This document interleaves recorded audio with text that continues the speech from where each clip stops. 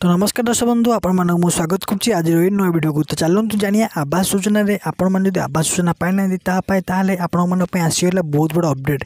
चलतु से अपडेट कौन जाइनवा तापर मुझे कहबी जदि आपण आम चैनल को नुआ आसती तो ये चैनल को निश्चित भाव लाइक शेयर सब्सक्राइब करूँ और पाखे था बेल आइकन को ऑलवेज सेट कर रखु। तो ये गवर्नमेंट तो नुआ आर्टिकल बाहर कर आर्टिकल लिखा अच्छी कि देखो आवास घर बंटार एणिकी राजनैतिक हस्तक्षेप कटु करनी माने कौन राजनैतिक दल आटाच हो पारे ना। कहीं चाहिए भी योग्य हिताधिकारी को आवास घर देवा अटकाई पारे ना।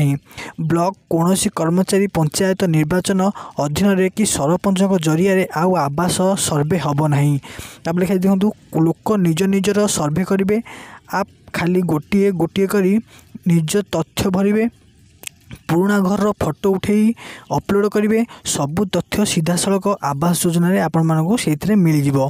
देखो कौन है उद्देश्य है योग्य हिताधिकारी वंचित होबेनी अयोग्य हिताधिकारी घर हाथेई पारे ना। जदि किए कारसादी करिवो से माने भी ए हैरान हो पारती। देखो क्यों क्यों मैंने पाइबे देखो लिखाई किंतु यह बदल जाई पारिबो नहीं। यह सर्वे 10,000 रहिबो यह 15,000 करा माने गवर्नमेंट तरफ आर्टिकल आसी कि कौन भी हिताधिकारी घर निज निजे पाई परिबे। कौन सरपंच रहिबे नहीं कि कौन बीडीओ रहिबे नहीं कौन भी ए माने कौन गवर्नमेंट कौन ए रहिबे नहीं। निज निजर जदि आपण मान घर नहीं ताहले आप आसो से आप्रे आपण मैंने निज निज घर पाइपर।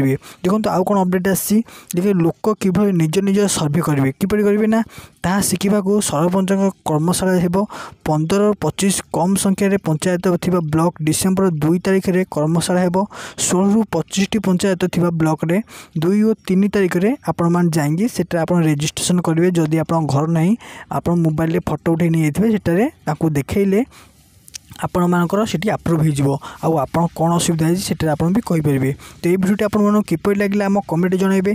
आज वीडियो 8 हो जय जगन्नाथ।